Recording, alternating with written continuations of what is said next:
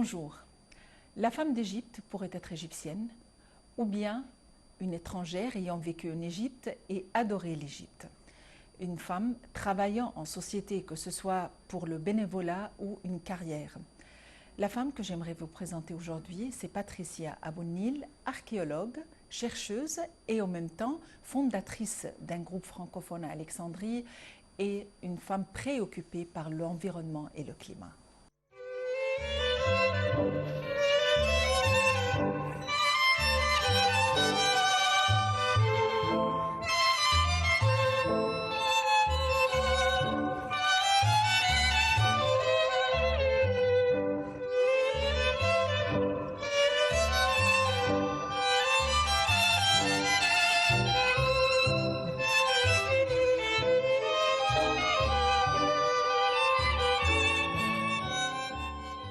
Patricia Abounil, vous êtes archéologue, vous êtes fondatrice du groupe francophone d'Alexandrie et en même temps vous êtes préoccupée par l'environnement.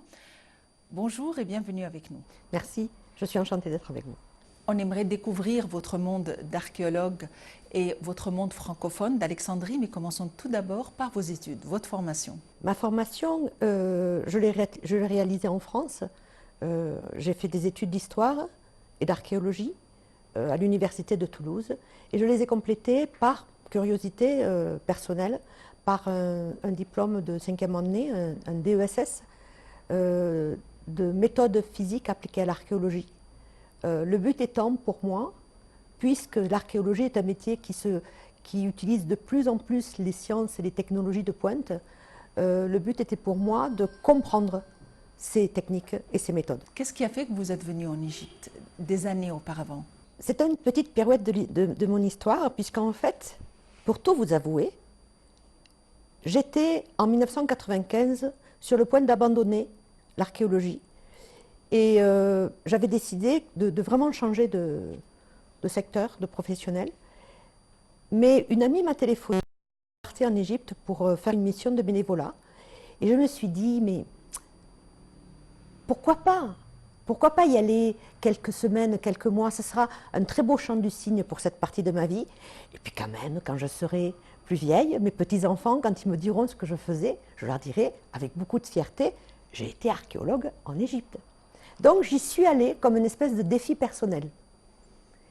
Et je suis arrivée à Alexandrie. Et pour tout vous dire, je n'ai pas trouvé de raison d'en partir. Et donc c'était le coup de foudre, vous êtes tombée amoureuse de la ville? De la ville, je suis tombée amoureuse des Égyptiennes. C'est un peuple formidable, d'une grande... C'est un peuple très chaleureux, avec énormément d'humour, d'une grande gentillesse. Et depuis le moment où je suis arrivée en Égypte jusqu'à aujourd'hui, depuis 1996, ce sentiment ne s'est jamais démenti. Comment étaient vos débuts en Égypte? Je vais vous faire rire. Mon premier mot en arabe était mastarine et zambil.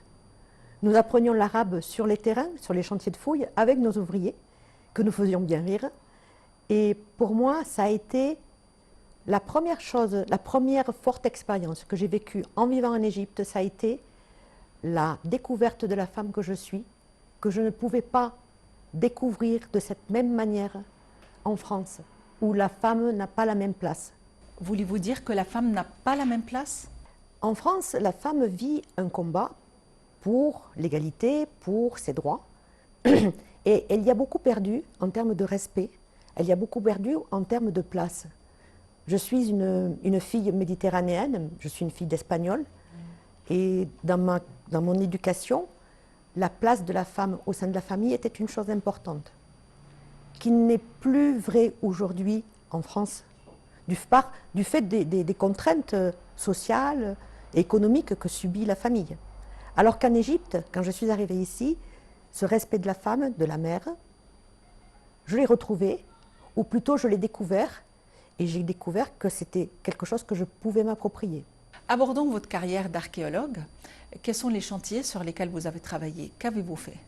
En tant qu'archéologue, j'ai rejoint, donc quand je suis arrivée en Égypte, j'ai rejoint l'équipe du Centre d'études alexandrines, qui est une mission française travaillant à Alexandrie depuis maintenant plus de 25 ans.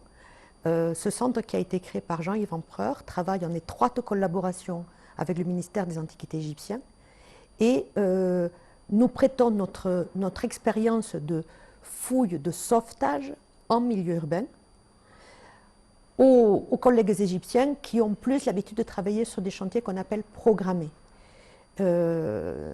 Donc, les premières expériences, c'était de travailler sur un chantier de fouille qui se situait au cœur d'Alexandrie et sur lequel j'ai fouillé pendant 2 ans. Suite à cette expérience, je me suis placée en situation d'étude, puisque quand on travaille sur un chantier, ensuite, il y a énormément de données qui sont collectées et qu'il faut étudier et qu'il faut partager avec les collègues qui ont plusieurs spécialités. Et donc, je me suis investie dans cet aspect-là. Et aujourd'hui, j'y joins, avec la confiance de mon directeur et de ma directrice, j'y joins la responsabilité d'un dépôt archéologique, c'est-à-dire de la réserve dans laquelle nous entreposons tous les objets découverts et dans lesquels nous les étudions. C'est un métier absolument passionnant.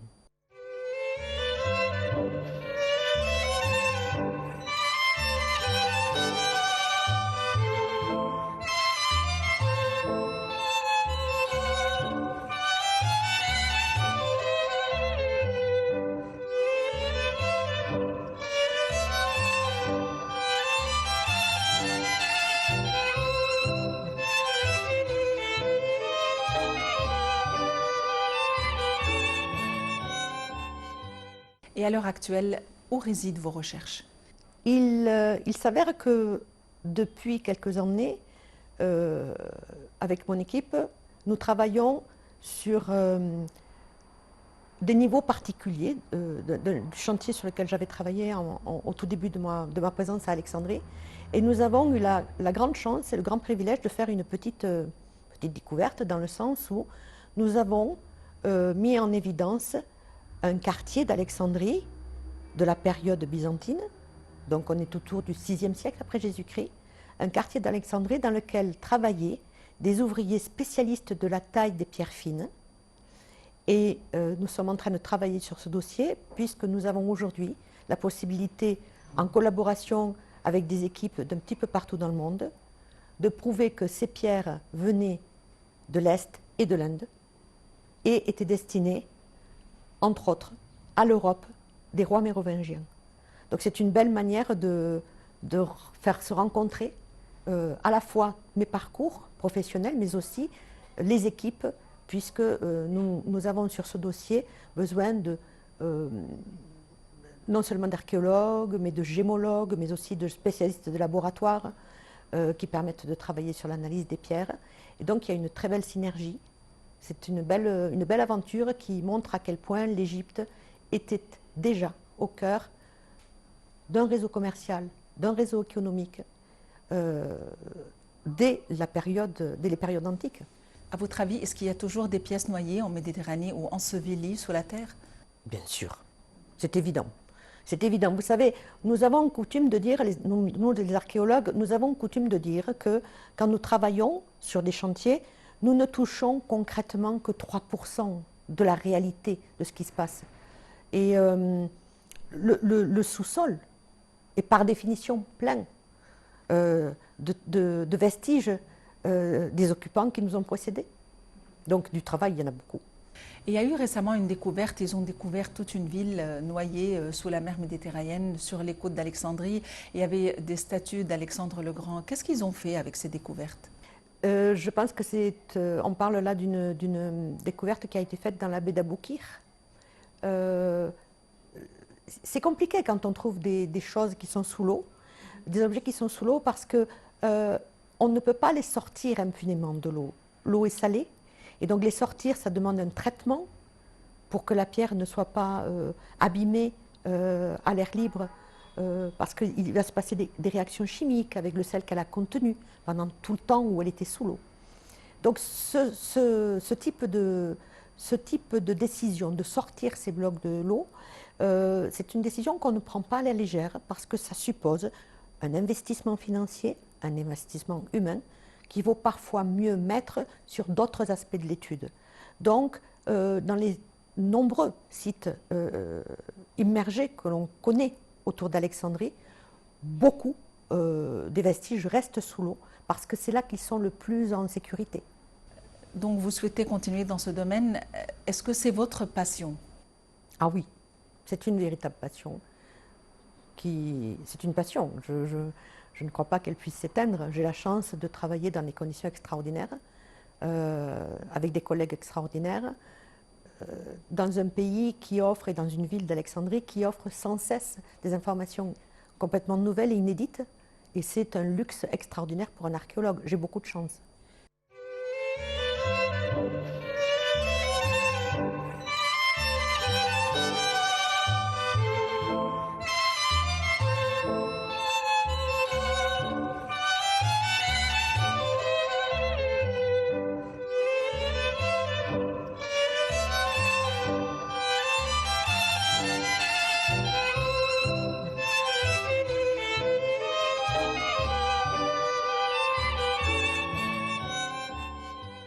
Vous avez anticipé, là, vous avez parlé de ce qu'Alexandrie est susceptible d'offrir.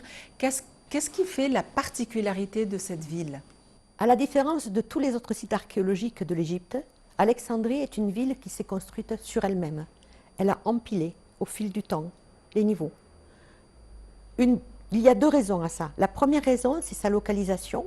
Elle est enfermée entre la mer au nord et le lac Mariout au sud. Et donc, c'est un endroit déjà restreint. Et ensuite, elle est enfermée dans des remparts. Tous les autres sites de l'Égypte, les occupations se déplaçaient au fur et à mesure. On est là, quelques temps plus loin, quelques temps plus tard, on est un peu plus loin, comme c'est le cas au Caire. Donc à Alexandrie, nous avons clairement 10 mètres sous nos pieds de vestiges archéologiques qui sont accumulés depuis la création de la ville par Alexandre le Grand jusqu'à nos jours. Bien sûr, donc c'est en soi très important. Ensuite, ce qui les rend importants, c'est que c'est une ville qui a subi des influences de tout le monde méditerranéen.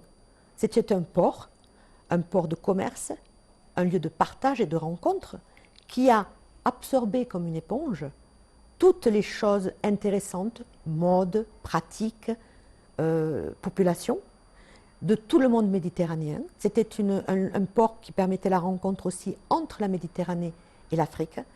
À ce titre-là, elle a subi des influences tout à fait particulières. Il est très intéressant pour nous archéologues d'essayer de déterminer quelles sont ces influences, d'essayer de les détecter, de les valider, parce que parfois nous pensons qu'il y en a et ce n'est pas le cas, et puis le contraire est vrai. Donc, il faut dire que les spécialistes du monde méditerranéen, tous les archéologues, les historiens qui travaillent dans le monde méditerranéen, dessinent des modèles d'études. Ils ont des théories. Et ces théories, quand ils ont la possibilité de les confronter aux découvertes faites archéologiques faites à Alexandrie, pour eux, c'est extrêmement intéressant parce que bien souvent, ça les amène à revisiter leurs propres réflexions, à revoir leurs propres théories et à les corriger. Vous avez une activité sociale, vous avez fondé une page Facebook pour rassembler tous les francophones d'Alexandrie. Comment est-ce que vous avez eu l'idée de faire cela? J'ai trouvé l'idée, en fait, par l'excellente Nouran qui a créé un groupe similaire pour le Caire qui s'appelle Consommer bien, consommer égyptien. Donc c'est une page Facebook qui permet aux Français, aux francophones de se retrouver et de partager des idées et des petits tuyaux sur la vie quotidienne. Ceci manquait à Alexandrie et donc je m'étais dit que ce serait peut-être intéressant de créer un groupe sur Facebook qui permette aux gens de se retrouver, et surtout les nouveaux arrivants, et puis de trouver un petit peu peut-être des solutions aux problèmes qu'ils peuvent rencontrer à leur arrivée, dans leur installation. C'est un groupe qui est créé depuis peut-être 4 ou 5 ans aujourd'hui, qui comprend plus de 1000 membres aujourd'hui aussi, égyptiens, français. La ligne commune, c'est la francophonie. Et nous, d'ailleurs, nous pensons et nous espérons nous réunir tous ensemble le 2 novembre pour la première fois. Donc ce groupe virtuel, on essaye de créer un événement qui va faire qu'il va pouvoir concrétiser son existence par des rencontres humaines qui pourront permettre aux gens de se rendre compte qu'Alexandrie, c'est une ville dans laquelle il se passe énormément de choses. Donc à l'origine, c'est un groupe pour guider les gens, répondre à leurs questions, les aider, les orienter. Mais vous avez un événement au mois de novembre. Que comptez-vous faire durant cet événement? C'est une journée. C'est une journée qui se tiendra à l'Institut français d'Égypte, à Alexandrie. C'est une journée durant laquelle nous entendons proposer à tous ceux qui voudront venir de découvrir un petit peu tous les aspects de ce que la vie alexandrine propose. Nous aurons des activités culturelles, il y aura une scène ouverte avec des chanteurs et des musiciens libres d'accès. Il y aura des activités sportives, une salle où il y aura des ateliers découvertes. Tous les professeurs qui pratiquent à Alexandrie et qui ont envie de partager leur pratique, le pilate, le yoga, capoeira, zumba, méditation, tous ces gens viendront pratiquer des ateliers de 20 minutes, 30 minutes, pour que les visiteurs puissent découvrir ce qui se fait.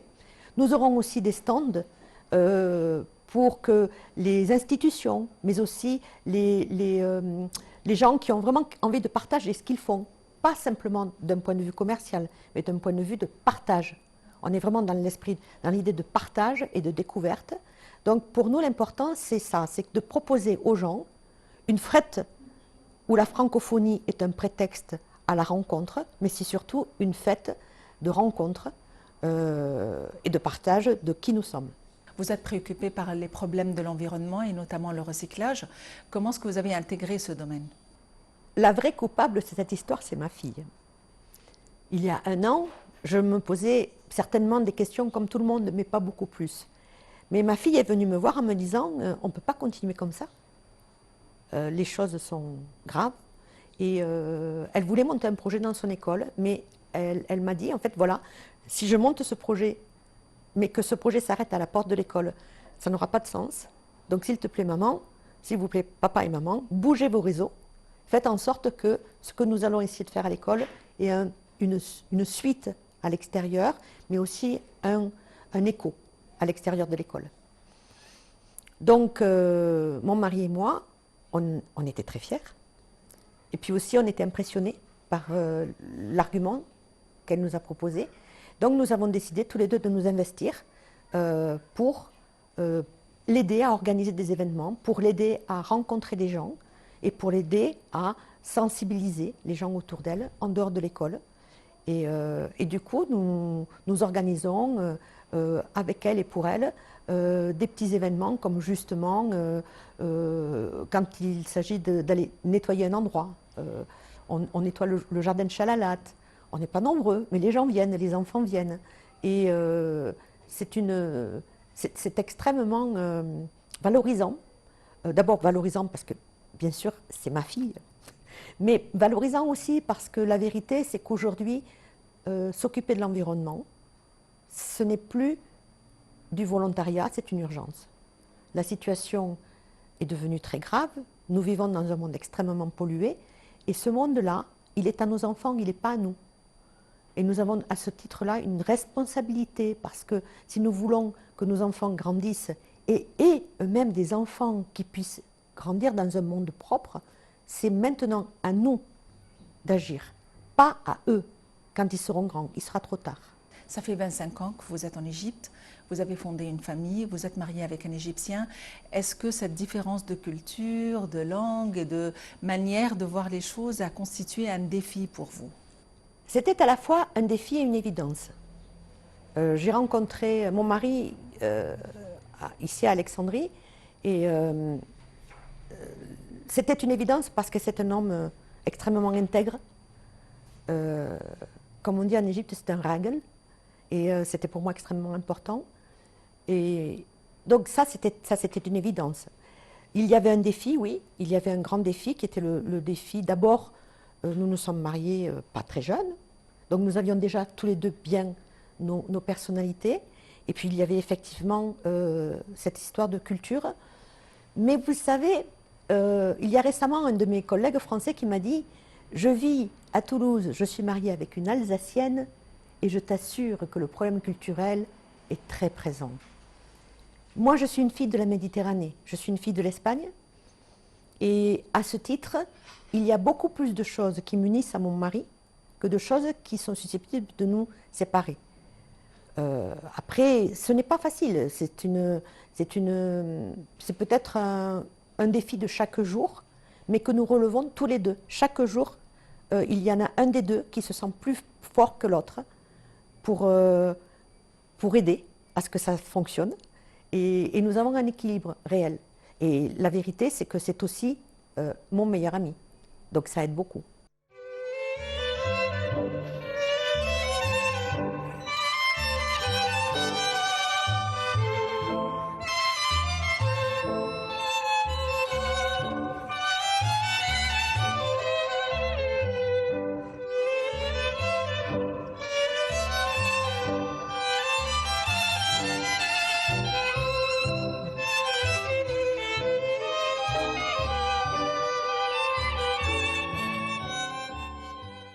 Vous avez une fille, donc est-ce que la manière de l'élever, de la guider dans la vie, de l'accompagner pose problème étant donné que vous avez quand même une double culture, votre mari et vous? Oui, c'est une fille. Élever une jeune fille en Égypte en étant une maman étrangère, c'était un vrai défi. C'est le plus grand défi que j'ai eu à relever. Parce que, quelle que soit la manière dont j'allais l'éduquer, elle resterait la fille de l'étrangère. Et donc c'était délicat. À ce titre, j'ai mis longtemps à trouver un chemin qui ait du sens. Et au terme, j'ai fini par penser que je suis la fille de mes parents, qui sont deux personnes extrêmement honnêtes, qui m'ont élevée avec beaucoup de droiture. Et donc, si j'étais moi-même, il y avait très peu de chances que je me trompe. Parce que c'était pour ces raisons-là que mon mari m'avait épousée, parce qu'il savait que j'étais droite, honnête. Et donc, les valeurs que j'allais donner à ma fille seraient des bonnes valeurs. Et j'ose espérer que je réussis. Tout à fait. Patricia Abounil, comment voyez-vous la femme égyptienne? La femme égyptienne, c'est l'Égypte. Ce pays est un pays de femmes. Je sais que les hommes qui vont m'entendre vont froncer les sourcils, mais la vérité, c'est que c'est un pays de femmes. Les femmes dans ce pays sont le cœur de tout ce qui se passe. Elles sont la moelle épinière. Ce sont elles qui élèvent les enfants, qui portent la maison, qui portent leur mari. Les maris peuvent bouger, peuvent faire ce qu'ils veulent parce qu'ils savent qu'elles sont là. Parce que elles sont prêtes à tous les combats. Ce sont de vraies guerrières. La femme égyptienne, c'est la femme... toutes les femmes que j'ai rencontrées en Égypte sont des femmes extraordinaires. Toutes, à leur manière. Y compris les petites dames qui font le ménage. Ça n'a pas d'importance. Elles ont toutes la volonté de se bagarrer pour que leurs enfants puissent grandir dans un monde meilleur. Elles sont prêtes à tout. Elles remplacent les professeurs. Elle remplace tout le monde. Une femme égyptienne, elle sait tout faire. Et elle se tait, mais ça avance. Ça fait 25 ans que vous vivez en Égypte. Vous avez dû changer quand même par rapport à la famille là-bas. Est-ce qu'en rentrant, vous ressentez les mêmes liens, la même affection? Et surtout en ce qui concerne vos idées, votre manière de voir les choses, est-ce que vous avez l'impression d'avoir changé? Ma relation à ma famille est absolument intacte. Ma famille est fondamentale pour moi, elle m'appartient, elle appartient à ma vie, elle appartient à mon équilibre, donc c'est quelque chose qui n'est pas remis du tout en question par mes choix. Au contraire, je dirais que l'éloignement fait mûrir ce type de liens et les rend beaucoup plus forts. En revanche, je suis clairement, après 25 ans en Égypte, je suis clairement devenue une Égyptienne de cœur. Aujourd'hui, quand je rentre en France, il y a beaucoup de choses qui me paraissent étranges, différentes, et auxquelles je ne comprends peut-être plus trop bien les fonctionnements. Oui, il y a une différence. On ne vit pas impunément 25 ans de sa vie, c'est toute une vie que j'ai passée ici.